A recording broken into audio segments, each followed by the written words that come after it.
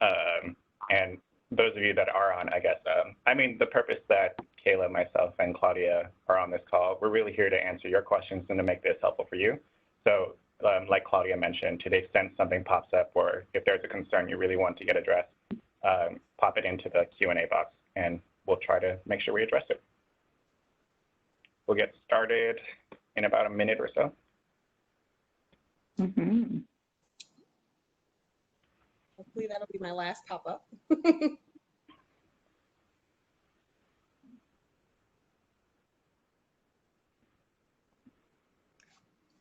All time. So let's go. So hello, everyone. Thank you all for joining us. This event today is entitled Navigating COVID-19 Uncertainties for Diverse Attorneys and Law Students. And this event is brought to you today by the Belonging Project. So for those of you who are not aware, the Belonging Project is a collaborative effort led by Seyfarth Shaw in partnership with other national bar associations, law firms, legal departments, nonprofit groups, and other companies with the objective to advocate for inclusion and diversity, particularly during this time of the pandemic and everything else that's going on in this country and in the news. Through the Belonging Project, we are offering a virtual hub of resources, webinars for law students, lawyers, and other leaders and community members, a mentoring program, as well as a coaching program. So at the very end of this presentation, there will be a link to the Belonging Project that you can check out, sign up for, get updates for, or even volunteer for.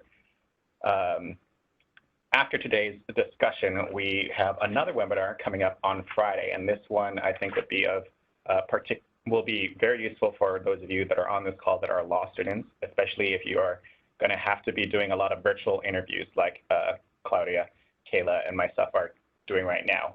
Friday's webinar is called Virtual Interview Preparation Skills, Preparing for a Strong Performance by Video. Hopefully we won't have any video issues today, but I think something that all three of us will discuss is how things are different now that we have to do things virtually, and there are pros and cons to it.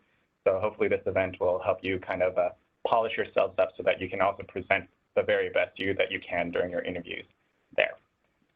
The purpose of today's discussion with my two colleagues, friends, former classmates, is to address two very related matters, but to kind of do it in two parts.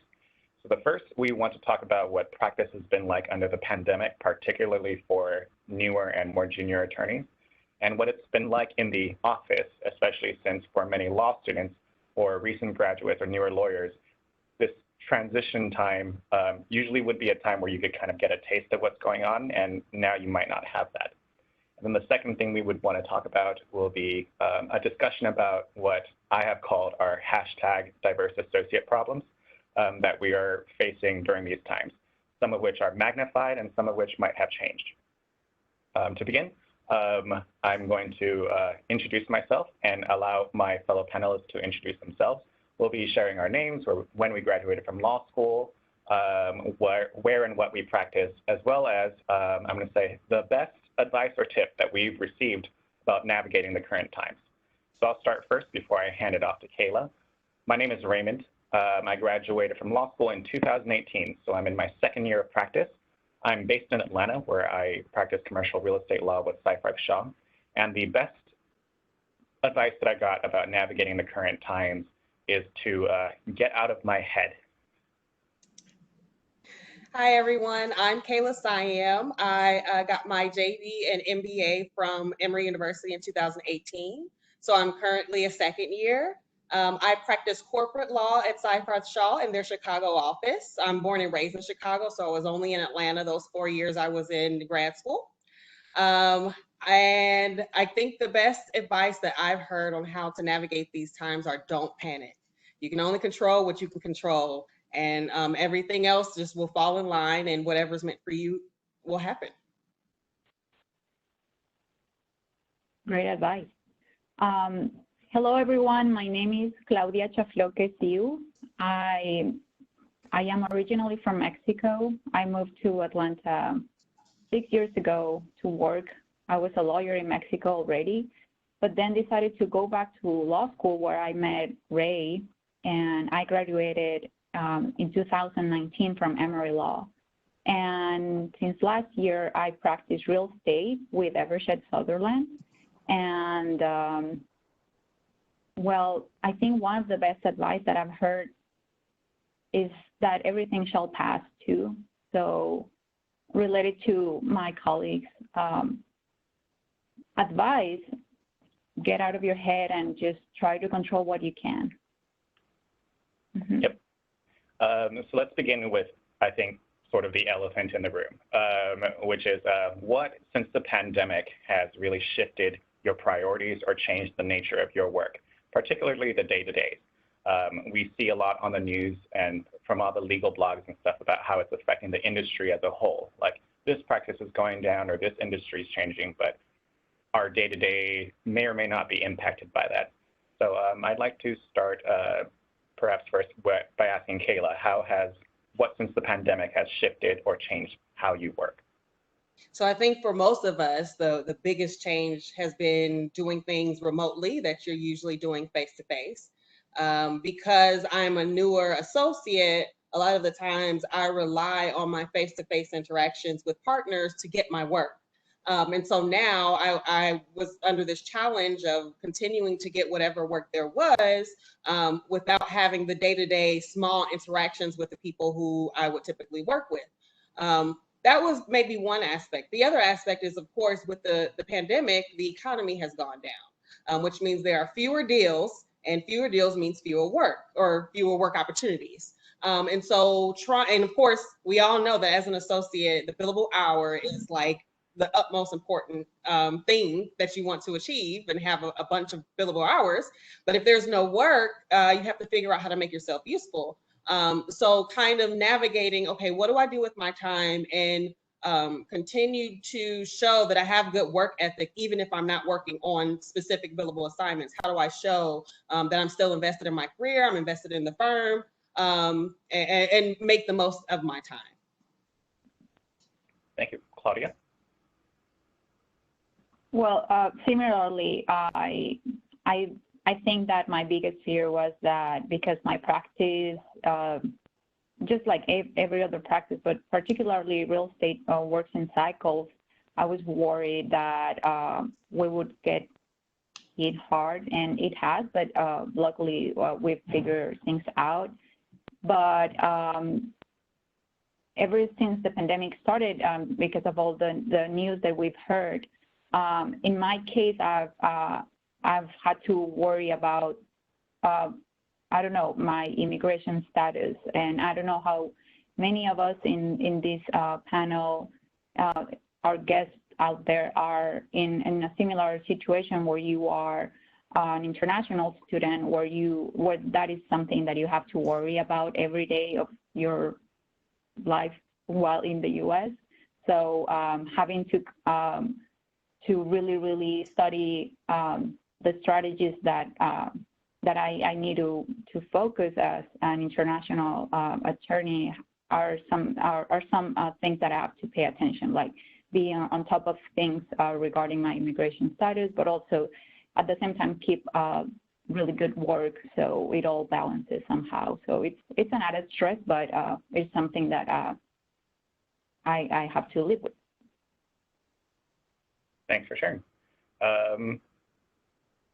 So for myself, kind of going into 2020, as the year started, I set for myself like these lofty goals, as lawyers and law students we tend to do.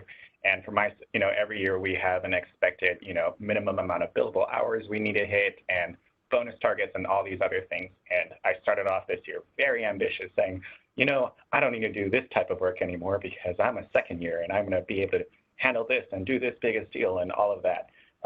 And I was very driven to try to just achieve those goals, very numbers driven. Like every day I want this much, or by the end of the week I want this many hours. And I think what happened once, the shelter in places hit and everything kind of slowed down, it really forced me to, well, one, those numbers weren't out there for me to chase anymore, but also it helped me really realize that the reason why I enjoy my work isn't the fact that there are hours to really be chasing and to do, but really it's a lot of the people that I'm working with. And now that, they're not around me as much, work isn't as, pleasing. So I feel it on a day-to-day where it's like, oh, I'm clocking in and trying to hit all of these hours, but why does it feel so different? And so one of the lessons and shifts that has happened with me is really just understanding that, the job is hard and there's a lot that we have to do.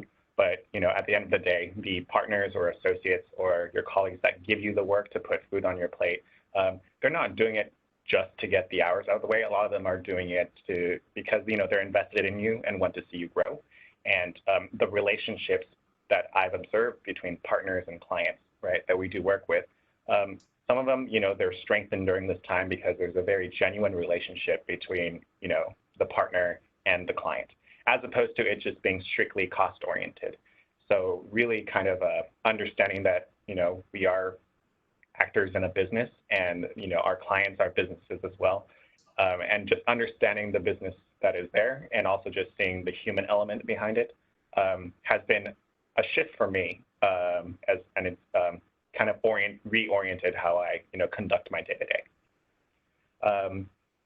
So I kind of answered two bits there, and I wanted to ask Claudia, is there, any particular change of insight or habit that you've developed or that you've dropped since the pandemic? On my end, I kind of stopped worrying only about the numbers and started connecting more with people as human beings. What about for yourself?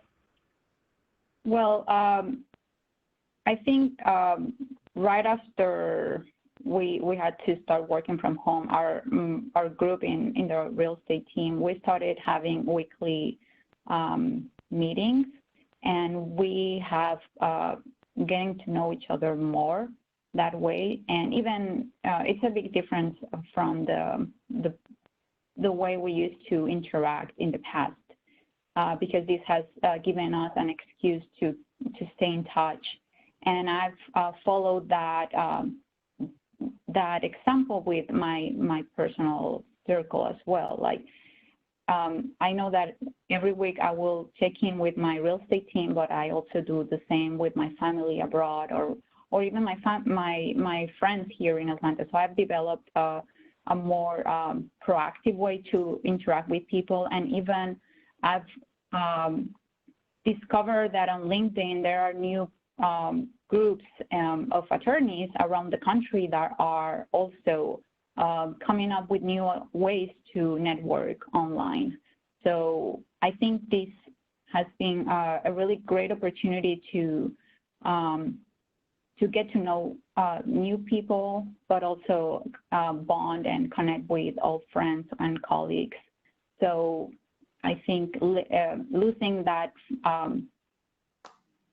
fear of connecting through, a computer with someone, because you might think that, oh, they're too busy. Yes, they are, but if you try, if you ask, maybe they're going to be willing to interact more. And I think we all three here in the panel are really outgoing, and we love networking, and that is Ray and I have always are super busy with our networking events here in Atlanta, and we see each other every month. But now because we cannot, we in our organization, the Georgia Asian Pacific Bar Association, we have come up with a lot of webinars and different ways of interaction. So we have adopted. What about you, Kayla? Are there particular habits that you've either dropped or that you've gained during this time? So I think I have set more boundaries. I think because I work from home and I don't have a dedicated office, so I most of the time I'm working in my bed. The transition in the beginning was a little bit hard because I would literally wake up, put my laptop on my lap, and get to work. And then I'd look up and it's 9 o'clock, and I literally, aside from getting up a couple of times, I was working all day without any division between being home and being at work. And so it took me some time to kind of figure out, okay, now when I wake up, I do something for myself. I start at 9 o'clock.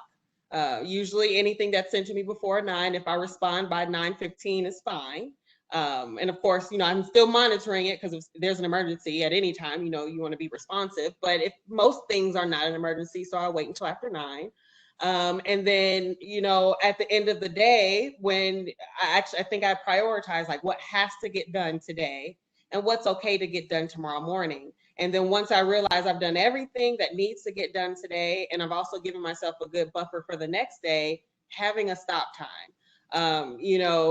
Even in the office, I had to do that where, it might be 7 or 8 o'clock and, there's always something to do. Whether you put it on yourself or whether it's an assignment, but you have to have a stop time and know exactly what's high in priority and what isn't. And so I think coming up with those boundaries of, okay, I'm only going to start at 9 and I'm going to finish what has to get done and a little bit more, and then I'm going to put it into my day, come out of work mode, go into self mode, be with my husband, be with my dogs. So I think that going through this pandemic and working from home has helped me establish more boundaries between my work and personal life. Very cool. Kind of on that, I think, Kayla, you mentioned sort of this always working type of thing, which I think prior to all the shelter in places, if you're an associated law firm, you're always working and you're always on. But this certainly kind of magnifies and brings that to life and really brings it home in a way. And I think for a lot of us, there's an added pressure because during this time when things are slow, and we've learned from 2008, 2009, there is pressure for junior associates, especially, to add value and to be more flexible in a firm.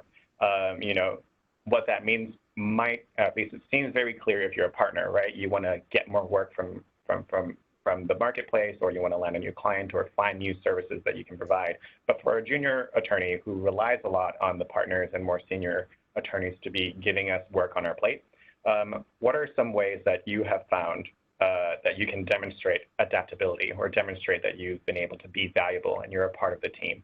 I'll start with you, Kayla. So many people know that I write, like I like to write in my spare time for myself. And so I focused on, okay, how can I do something that I enjoy doing, but will be beneficial, whether it's investing in me and training me or enabling me to learn new things, or looks good for the firm or as an investment for the firm, makes myself visible, makes the firm visible.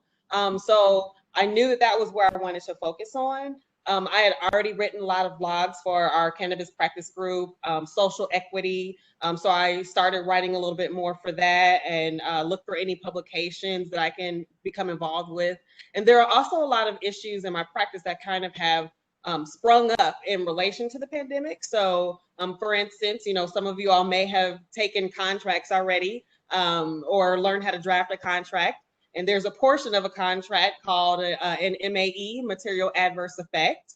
And usually, just in a nutshell, it's something in the agreement that basically says a buyer does not have to buy, or a buyer doesn't have to do whatever it says it's going to do if these things happen, but these things are excluded.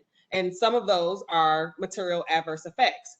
Well, through the coronavirus, some buyers are like, okay, I don't need to buy your business now because you're not as profitable. You don't have the revenue. If you're no longer a viable investment. Whereas the seller is saying, well, hold on, this was a material adverse effect. Everybody's affected by this. So you don't get to not meet your obligations just because there's a worldwide issue. And so I've been able to delve into that. I've been, speaking on the different things in contracts, and there are certain court cases in Delaware where buyers and sellers in certain deals in M&A, which is what I do, are either held liable for their contract and have to buy a company, or they have more time. And I think it's a time that's shifting my practice due to the pandemic, but that I'll see later on. And so it's an investment in me where I'm learning more about how these contracts work. And because I'm writing and being visible in writing on these topics, I think it'll be good for me and the firm in the long run to know that we're on top of these issues. Thank you. Claudia? Yeah, following up to that idea, I've tried to invest more time in understanding my practice, how like real estate works, but also how my firm works as a company, so you can understand the pieces of things, because when you are a summer associate, you see a fraction of everything. And in my case, I spent 10 weeks, I think, or 9, in my law firm, and it was a great experience. And I would suggest everyone out there right now that is working for during the summer to try to connect with the people that gave you the opportunity to join their companies or their law firms, to understand their practice, but also their business. So you have a better understanding of where you are in the puzzle, and where your work goes to in the puzzle. So whenever you raise your hand to work in an assignment, you understand like the impact it has, but also the bigger picture. So during this pandemic, because we're not as busy as we used to, I've spent more time reading books about how law firm works, or just signing up for a lot of webinars to better understand my practice. Yeah, something that, so for myself, one of the things that a theme that I've kind of adopted myself is, I call it learning how the sausage gets made. So I think that's something that both Claudia and Kayla hinted on in different ways. So, you can learn how the sausage is made in the area that you are practicing in, right? So it's been a long time since contract class, but, Kayla was mentioning, oh, here's how this if impact right now of what's going on is affecting your practice area. So you can understand sort of the behind the scenes and those types of issues if you have time right now. Claudia mentioned just learning about the business of your firm, right? Because at the end of the day, it is a business, right? You're supposed to bring in a certain amount of value. So just understanding those pieces. So I would say for myself, I've been spending some time learning about how the sausage gets made in the industry and the different markets I'm interested in, and just even in the day-to-day, what's happening in my office versus the national firm. And this is a good kind of segue to a question that Roma just brought up in the Q&A. So far, all of us have kind of mentioned, understanding the pieces of our practices in the law firm. We've talked about, doing what we can to be visible, and we've talked a lot about connecting, right? So those are all things that that all attorneys have to kind of work through and figure out during the pandemic. But particularly as diverse attorneys, right? The question that Roma asked is, do we feel nervous, or do we feel that we have pressure to have to put in extra face time or to do a little bit more in order to stand out or stay ahead? So I'm going to modify the question just slightly, which is just to ask, coming in generally, did you feel any of that pressure? Did you have what I call a hashtag diverse associate moment, or did you not? And then it's not until this pandemic or recent events that occurred during this pandemic that really kind of made you feel any pressure, one way or the other. Yeah, Kayla, would you like to start with that? Okay, so I would say initially my nervousness was in the reverse. Being an African-American woman, I was visible during MLK Day and, all of the Black diversity events. And I can't remember whether it was someone inside or outside of the firm who told me, but they started by saying, be careful about doing all of these diversity things because people will see you as the diversity attorney. And you don't want to be pigeonholed into this diversity thing, right? And so I was careful. I did certain things. I gave my opinions sometimes, but I held back on others. And we talk a lot at Seifert about being authentic, right? It didn't really feel authentic because anything that has to do with diversity, I want to chime in just because it's something that speaks to me. And so I would say, I think I was getting increasingly involved with diversity and inclusion efforts since Corey Carew, our Chief Diversity and Inclusion Officer, came on board. But I think after George Floyd was killed during the pandemic, I think because it was during the pandemic, it was magnified. And a lot of people were made aware of things that, were always there, but it was in their blind spot. And I think that just triggered something in me where I put my advocacy in full drive. I wasn't worried anymore about whether or not I'm going to be pigeonholed as the diversity attorney, because at the end of the day, I'm a Black woman. What's the problem with people thinking, diverse when they see me? Because I am diverse. So I just feel like I got really passionate about it. And I wrote more about social equity in the cannabis space, which is a part of my practice. I called Corey every now and then just to say, hey, I have an idea, and I know you're trying to come up with ideas on how we discuss certain issues. So I think I was being careful, and then after recent events, I kind of got over myself and went in full throttle. Cool. Claudia? Well, thank you, Roma, for the question, because it is a difficult question to answer, because we all come from different places. In my case, in Latin America, there is racism and there is colorism, but for some reason we are not having that discussion yet. The gender discussion is the main focus right now, but I realized that after this pandemic and the Black Lives Matter movement went international, it was until then that my country was being they were speaking about it, which I applaud, and I want to thank the movement, because it gave us the strength, and like Kayla, like you feel motivated to keep advocating for what you believe, and although we have different racial disparities and issues, and I wish that in Latin America they were as openly discussed as they are here, because they are not. When I moved to the U.S., I didn't see myself as diverse, even if that sounds like weird, because in Mexico I was not diverse. I was everyone is mixed, so we don't have a big racial disparity among us, because a little bit of history here. When the Spanish arrived to Mexico, they didn't have a need to have African American slaves, because they had the indigenous populations which who were exploited.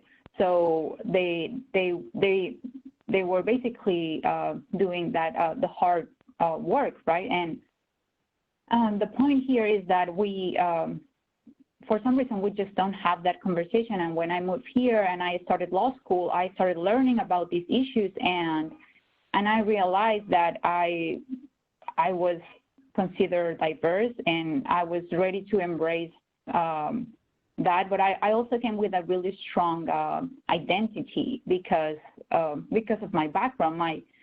My parents are both Peruvian, but they're Peruvian, like indigenous, and my grandfather was Chinese. So even in Mexico, I was a little bit of an outsider. But regardless of that, I always felt like really, really proud of my origins. And during my summer associate program, I was kind of like using that to my advantage, like sharing with people where I came from. And as if you share who you are with pride and with the, like the honor that it deserves, then I don't think you should be, you feel like you have to give more than others. I know that it's a difficult subject, but I would start by feeling really proud of where you come from and what you finally have done to get you where you are, and then you'll realize that yes, you do have to put in the extra work, but only because you are new into the practice, not because your skin or your color of skin. So something that I'll kind of add was, I know when I first started like doing a summer associateship, and my 1 year I was at a different firm, and I remember for that firm, it was an AmLaw firm. When I went in, sort of my moment where I sort of felt like, oh, I think I'm going to have to play catch up, right? Was so for one, when I was, when they introduced me to the firm and everything, like everyone kind of had like their normal name and everything. My name had a star on it. And I was just like, wait, hold on. Why do I have a star on my name? I wasn't the only minority that was hired at the time, but I was the like diversity summer, right? Which I wasn't exactly aware of, but just sort of like having that made it feel really weird to me. And then I remember the first time that, they give you the little swag things when you're in the office, and I just got a cup of ice water. And I remember noticing, I was like, I remember I said, you guys have the very fancy ice, because it's like the small ice cubes where you kind of chew and they break, and they're really clear. And for me, that's always been super fancy, because, when I grew up, we didn't grow up with a lot. I'm the first in my family to learn to read in any language, to give you some context. But to kind of just see, it was just for me, like everything was so heightened, right? There were free snacks everywhere, and I came from a background where it was just like, you have to budget for that. So kind of coming in, kind of just seeing how it was so natural for everyone else, and kind of like seeing that star there kind of did make me feel a little bit extra like, okay, you don't want to ruin it for the next person that's coming in here, or like, you already have a star there, so like people are going to look at you a little bit extra. And then all of a sudden I worried, I'm like, or will they look at me like not extra, and they'll say it's okay that he made a mistake because he has a star and we have to treat him as special. So I did kind of go in with sort of that like weirdness, and I remember getting feedback of them telling me like, when you interviewed, you're very confident, you were fully you. Something happened when you were like while you were here. It seems like you were just kind of like shielding portions of you that we want to know where's the Raymond we met during that interview. Right, because he was very smart, he was bold, he was creative. We don't know where he went, right? So by the time I summered at Cypher as a 2L, and when I kind of came in, I had that lesson in my mind. So I would have answered Roma's question by saying, no, I didn't feel an extra whatever to need to whatever. But I think really during this pandemic, this is Corey's question here, did I feel like I had to work even harder, or push myself extra harder to be even more secure? Truthfully, like I did. I don't know how much of that is because I was a diverse attorney, or I'm just a junior attorney, right? And I'm in a practice that is vulnerable to the whims of the market. So it is. I do think it's a combination of both, right? The fact that it's not like I can go out there, grab a client, and do this work. That I am relying on others to kind of put work on my plate, and then also those other questions about if I do an extra bad job here, is it because X, Y, or Z? Or is the only reason why they're keeping me when I'm not busy because, I look good on a brochure? Those are all kind of thoughts that, swim through at least my head, which is why I shared earlier on one of the best pieces of advice that I got during this whole thing was a partner who just told me, like, Raymond, you somehow like have it in your head, like this narrative that, for some reason, no one wants you here, or that like we're waiting to get rid of you. You can stop that. It's been X number of years. We've met you. We've heard your jokes. Like, we want you on the team, right? And what's strange is that like all of my time, like here, I never felt that way, right? It was something just completely in my head. So I do think, so for those of you that are kind of thinking that or feeling that, I do think that is something that a lot of diverse associates or summers or law students kind of feel-ish when they're in the workplace, some version of that narrative that like, oh no, they're going to find something out about me. And I remember like when I was told that, and this was over the phone, I like froze, and the partner is like, is everything okay? I'm like, yes, I don't know what I have to do, but never do that to me again. Because, it's like, my mind is being blown. And, I kind of acknowledge that like, I sometimes sit in my office with this fear that someone's going to bust through the door and just say, hey, Raymond, we need you to go now because apparently you're not brilliant. You're just some associate that came in here and is working really hard and doing his best every day. Goodbye, right? And I kind of think the only reason I have that narrative is coming in unsure about things because of, I guess, not always like feeling super comfortable in it. But kind of like on that token, and I see that we have some other questions, I do want to ask, are there particular... Raymond, do you mind if I chime in on that one real quick too? Yeah. I just, before when the pandemic started, I knew that the shoe was going to drop. we all know that businesses need revenue to run. And so initially when we were working from home, I think I was oblivious the first week, maybe week and a half, because all of us thought it was only going to be a couple of weeks. And then once we realized it was more weeks, that's when I started to get scared, because I knew that a firm couldn't sustain when work was going down. It couldn't sustain everyone. So I felt like, okay, the other shoe is going to drop. And that was a point where I was like, okay, I need to do extra things. I need to ask for extra work. I need to write more articles. And I think it, just like you said, Ray, it was a mixture of being a diverse attorney, and it was also I'm literally the most junior associate in my department. And so I felt this pressure to like do the most, whatever and anything that came on my way. And it got to a point where, you know, I could have been let go and wasn't. And it was many leaders who communicated with me like, you're an asset to the team. It's not all the little things you've done these past few weeks. It's how you built up your reputation up to this point. It's your work ethic to this point. It was a moment of clarity for me that, you know, this is where the whole thing is. What's meant for me is going to be for me. If I could have worked like a dog for those first few weeks, but if I hadn't built up who I was an associate at that time, I still would have been let go when the time came. And so I think after actually hearing like, we know who you are, we know what type of associate you are, I was less pressured to try to do more than everybody else, to do any and everything. You know, I still stay flexible. If someone, you know, wanted me to work with them, of course I jumped at the opportunity, but it was less of a pressured work and more of a openness.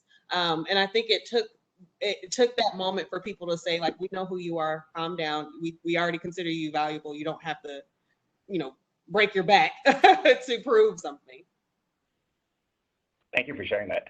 I do want to, you know, make sure I follow up with Claudia on some that you mentioned, but I see her video is out, so I'll make sure I bring it up when she comes back.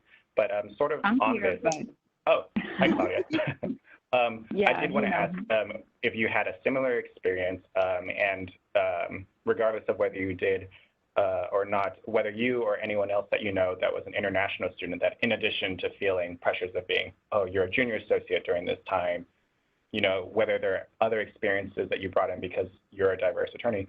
Does being an international attorney or someone that has a different visa status add other pressures? Oh, definitely, especially in this administration where, well, for political reasons, the immigration status of people is used as a political card.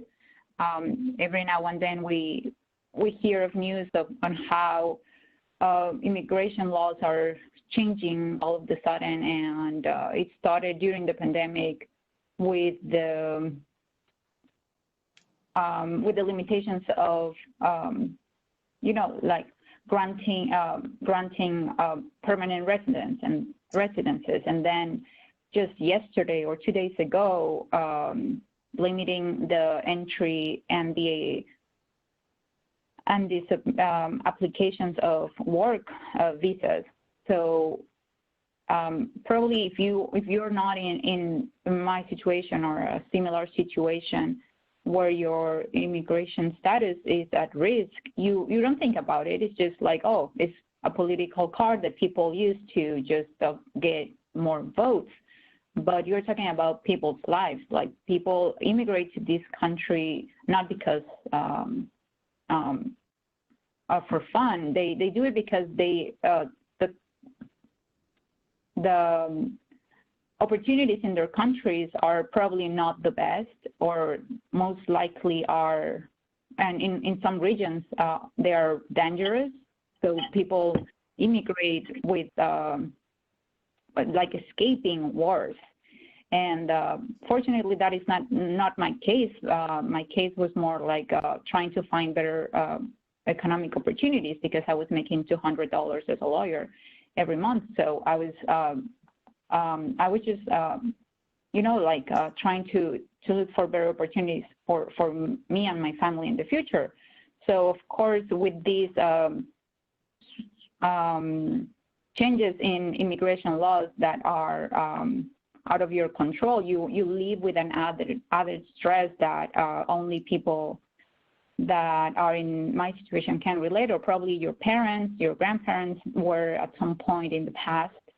So that is something that I somehow appreciate about this country, that this country is made of immigrants. And the moment I joined the affinity bars in Atlanta, I met a lot of first-generation Americans, second-generation Americans that somehow I could relate because their parents were in my situation or their grandparents were in my situation. So it was easier for me to just interact with them, you know, because they kind of understand where I was, even if they personally were not. So that is a positive thing about this whole situation. But I think that having these conversations and making awareness of these situations will, for example, give you a vision and the sensitivity when you, whenever you deal or interact with someone that is an international student or international lawyer. Just like we learned from, you know, the social movements that are going on right now. They give us awareness of other people's problems, and that gives us a better understanding of how to interact and better our society. Thank you for sharing that. I do think something that we can all relate to that Claudia mentioned was, you know, I think regardless of whether you came from another country or you came or you went to law school from here, that I think whenever we all made the choice to not necessarily enroll in law school, but the choice to finish it and not quit after 1 whole year, at that point, you know, we're really in it to try to make things better, maybe for the greater world around us, and if not that broadly, you know, with, you know, just for ourselves and to build a future. And during these times where things are uncertain and we're just starting off in our careers, there is pressure because, you know, that future you worked so hard for might, you know, it's not all in your hands. And something that both Kayla and I mentioned was that, you know, there was such a tremendous value to being told, like, hey, we see who you are, right? And we know the type of associate you are. And, you know, sort of like that stamp, like, you're an asset to the team. Like, we want you, not the other stuff, but we do want you. So I want to kind of raise to all of us on this panel, and this addresses some of the questions that have been brought up. You know, if we, you know, to kind of get to this point where, you know, we're good, we're employed during these times, despite whatever circumstances we've had to overcome. If we were to look back as a law student, you know, whether it's like a 1L summer or you're about to start as a 1L or your 2L summer, what are some of those building blocks that you would, you know, looking back on were either really great that you know, took a step towards, you know, solidifying, or what is something that you would advise yourself to do to really kind of, I guess, position yourself to get closer to being an asset to whatever team it is that you are joining. And, you know, I don't have any particular skills or anything that I have in mind, so just whatever it works for you. I know, Claudia, you mentioned getting involved with affinity bar associations. Is there anything else? And if you can start us off. I would say try to get experience in your region, like even during the semester or the summer. It's really important to have an exposure of real work, even if it's minimal as an intern. But that gives you a lot of perspective of how is the real world like, and having conversations with practicing attorneys as well. Like I was not really aware of all the obstacles that associates in big law, and especially diverse associates in big law encounter during their practice until I started having those conversations of really successful attorneys that left big law because of them. And at least I know that the path is going to be rough, and the statistics are against me as a Latina in big law. But I am aware of it, and I'm trying to understand the practice. And Corey asked a really good question on how leadership can help diverse attorneys in this. And in this sense, I would suggest, for example, giving diverse attorneys who participate in these kind of forums, giving them the chance to build this time of investment instead of just letting us putting as like a professional development time. I think I was talking to one of the staff members of Diversity Lab, that is an incubator of ideas that help retain diverse talent in law firms. That one of the problems in big law firms where billable is the paramount of the economics of the law firm is that diverse attorneys tend to do more in these forums, right? Because we are really few, and we are the ones who are willing to go out there and share our experiences. But that time that we invest in these type of forums is not billable. So one thing that could be considered in the future for the leadership is for allowing us to build this time, and also like allocate smartly the projects that you have in your team, so all of the associates have enough work and it's not based on personal relationships. Cool. So what I think I have to add here, and this also answers two questions we got. One person asked how to leverage lost opportunities for resume gaps, and then another person said, how will remote learning change their experience in law school? Well, the second one is quicker. I feel that not everything has been bad about this pandemic. It's my personal opinion. I don't like the cold calling method. I think it adds a level of pressure that makes it difficult to actually learn and absorb your subject. So I would say that probably is a benefit. But you also have a little bit more leeway to dig a little bit deeper into your cases instead of trying to just think of what people are going to ask you. Understand the cases, take advantage of that. And then as far as the gap, because there are so many law students out there right now who have lost opportunities, it's difficult to even say, do an internship, because even if they're not paying, there's an influx of people who want that same opportunity, right? I would say try to do it autonomously. You all should have your free Westlaw, and once you become a Westlaw and Lexis, and once you become an associate, you just don't realize how much you will miss having free access to everything on those platforms.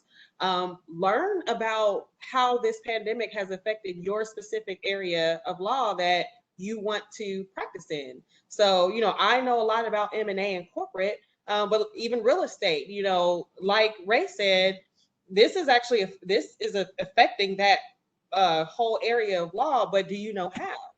You can look on Westlaw. You can start off reading, Law 360 on different ways this is impacting that area, or different contract terms, like I was saying, or different problems in litigation because courts have closed, and inevitably you'll get to some case law, or you'll get to some actual legal information.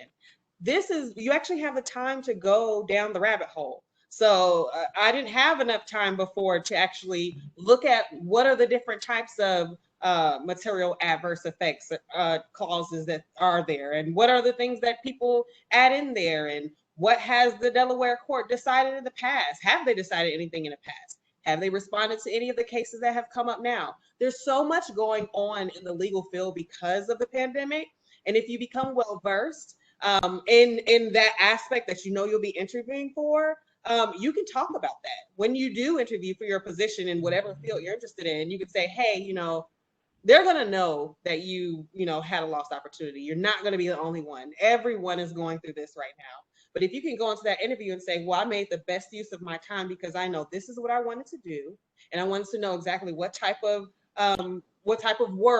legal world I'd be entering in, and make a conversation, strike up a conversation about, did you know that such and such case changed the way that contracts were made because of blah, blah, blah. I can't say it right now, but you use your time. You actually have the opportunity to use your time the way you want to.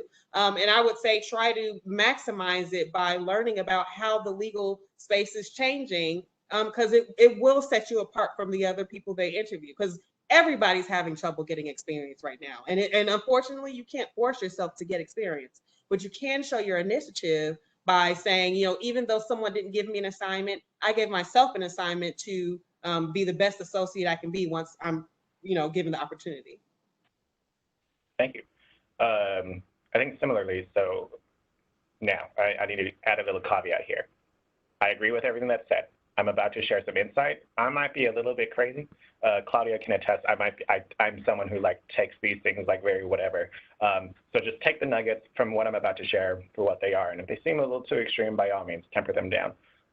So I think the first thing that I'd suggest for whether you recently graduated or you're in law school, one thing that I got the benefit of by having an in-person experience that you might not right now is one, sort of develop the muscle to seek and ask for and to apply feedback, right?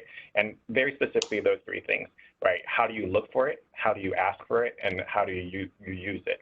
I came from, I had a career before law, I worked before law school, and I came from a background where, I was always the type where it's it doesn't matter if people in the arena are booing and screaming you down and cussing you out, or if they're cheering you on. The feedback is actually exactly the same, right?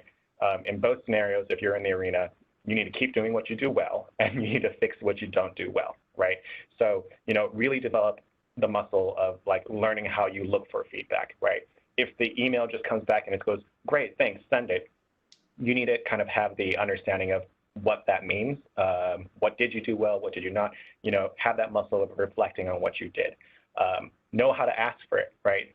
Because I think for the most part, not all attorneys are really good at giving feedback, right? And they might actually be great at giving feedback in a certain area, but it might not work for you or in a particular scenario. I know there was one instance where someone that worked with me in a bar association, just drafted something and posted it up. And there were just a few very small errors that I could have just said, hey, FYI, spell check next time.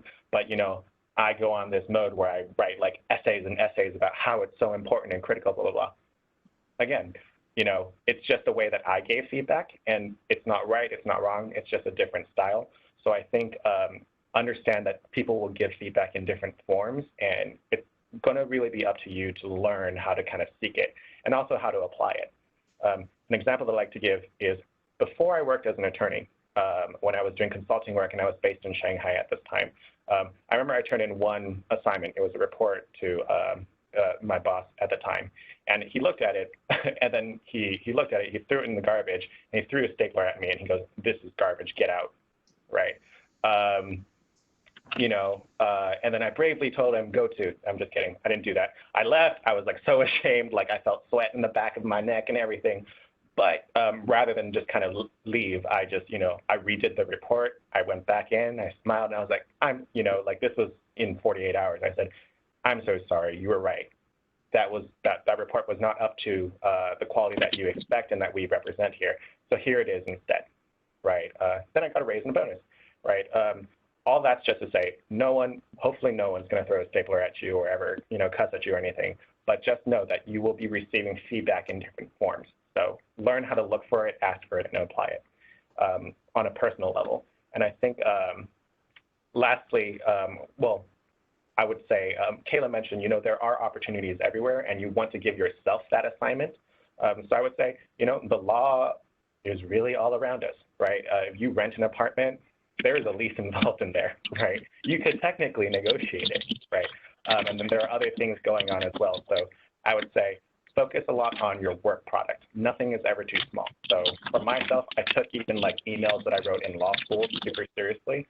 I revised it as if it was work product, right? Because I knew for myself, I wanted to build the habit of turning in good work product. So when I started my job, I wouldn't have an issue on there. So I would suggest to those of you that are, I'm going to say, underemployed, or you might not feel fully utilized, focus on those little things, because if all of those are great, right, if there are no errors in your email, I might trust you to proofread an email I'm about to send. Oh, you were able to proofread that. You can probably do some research and summarize that a little bit. Oh, you could do that. You could probably go out there and write a new blog post, and it all builds in that way. Sort of like Kayla mentioned, it's not what you are doing right now.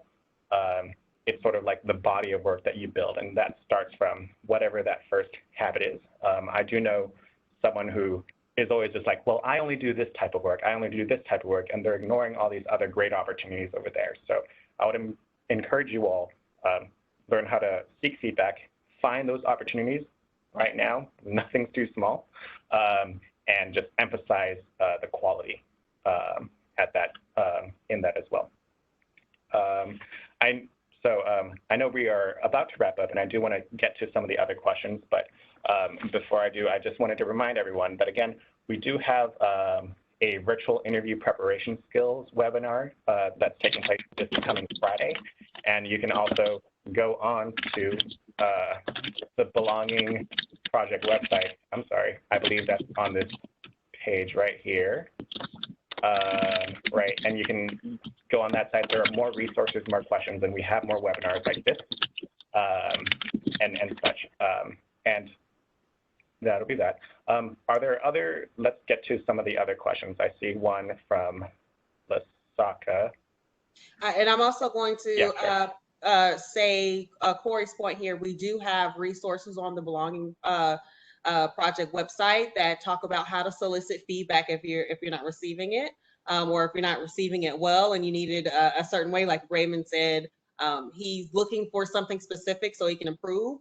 So if you want to go onto that website, there are plenty of resources for you to navigate these issues we're discussing now. Yep. Thank you.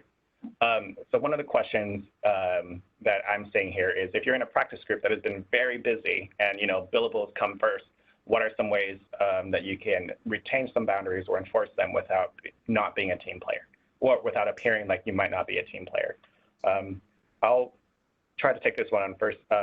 So I would say, first, you have to kind of remember that it is also your job to train the people assigning work to you. As not just you having to do it. And a great piece of feedback I got about this was, when someone's delegating work to you, they are entrusting you to manage them to make sure the task gets done. And that has been a great way for me to really understand when I take something on, or how I can really manage those expectations. So I think if it is very busy, you certainly don't want to say something like, oh, no, I'm not doing this because it's too much work, because there are other departments that would be happy to have this much work. What are you talking about? So I would say start kind of developing that habit, and you can start small, which is, you can start off, if it's just emails, you can start off by just saying, thank you.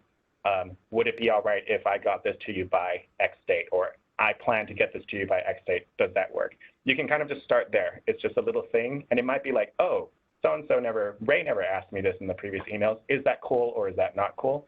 And if that's fine, then they'll get used to you, slowly doing that. So I'd say start in that way. And hopefully if you have other resources in your firm or on your team, maybe it's a particular partner or someone, a work assigner that you can go to, or a more senior associate. I think it's okay to let them know that, hey, I'm happy I'm getting this work. My problem is right now I need to balance it out with my other commitments, and ask them for what they think. And you can let them know, it's not like I wanted to slow down. I just need help prioritizing because I have these other things going on. You don't always have to tell them what other things are going on, but I think that would be how I would approach that. Yeah, and for summer associates, probably similar, like you have to be really responsive to every communication that you receive. And if you cannot answer to the question that you receive at that moment, at least send an answer saying, yes, I'll take care of this. It should be ready by tomorrow or something. So communication is key, like Ray said. And with our last 2 minutes, I guess I'll jump in and say, one of the things I learned at Sci-Farth is you don't say no, you say yes, but. So literally, because you're the junior associate, you should never say no. I mean, that's just what we're taught. And but you can only take on what you can take on. So just like Ray was saying, if someone's asking you to do something and you say, I'd love to do that for you, but I have X, Y, and Z today. Sometimes you even have to say no in a way where if they say, can you get this to me by this afternoon? I would love to get that to you, but I have X, Y, and Z. If you can't find someone else to get it to you this afternoon, I'd be happy to do it for you tomorrow morning. It's about how you It's always a can-do attitude. You're not really saying no, and you might end up having to do it tomorrow morning. If they can't find someone, make sure you can follow through. But the question was, how do you seem like a team player when you're setting boundaries? You just make sure it's the way you deliver the message of, I can't do it right now, but I can definitely help you out, XYZ. Mm-hmm. And I would posit that if they have work for you to do, they see you're a team player. So to the extent there's any insecurity about that, I would like to think there's not something you don't have to worry about. I would like to wrap up with one last round robin question to everyone on the call. But before that, those of you that are, here, if you have additional questions, again, feel free to reach out to the Belonging Project. My last question that I'd like to just kind of raise is, are there any last words of advice or last words of wisdom about navigating the times if you were a law student, for law students or recent graduates during this time? I would say you're not the first ones. We've had 2001, we had 2008. Yes, it's a crazy thing you have to deal with, but know that everyone out here is dealing with the same issues you are as far as having to stay at home. And also they understand that this is a difficult time for you to be at school. Know that on the other side, they know what you're going through, and you will get through it the same way as all the graduates in 2008 and 2001 had to go through this same type of issue.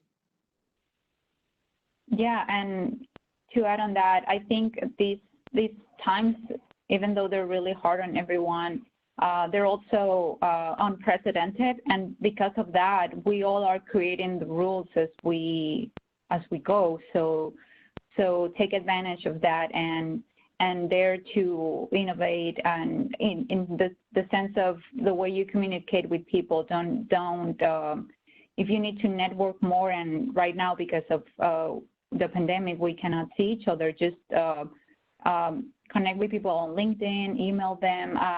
I'm sure because of what we're living, attorneys and practicing attorneys have an open mind of connecting with others in different ways. And so I would take this as an opportunity, and don't give up.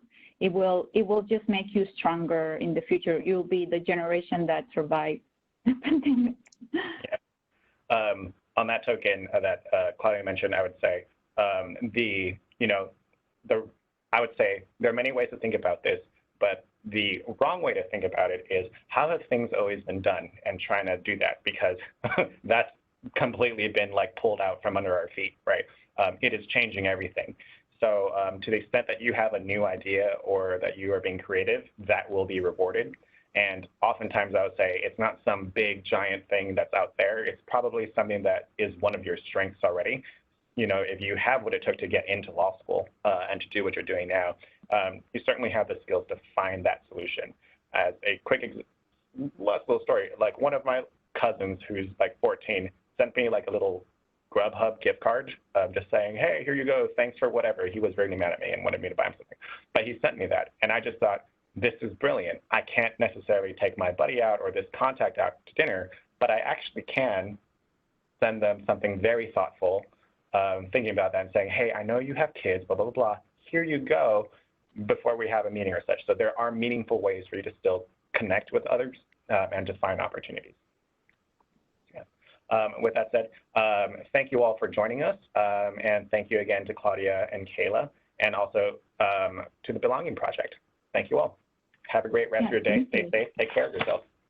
Bye, everyone. Stay safe. Bye. Thank you.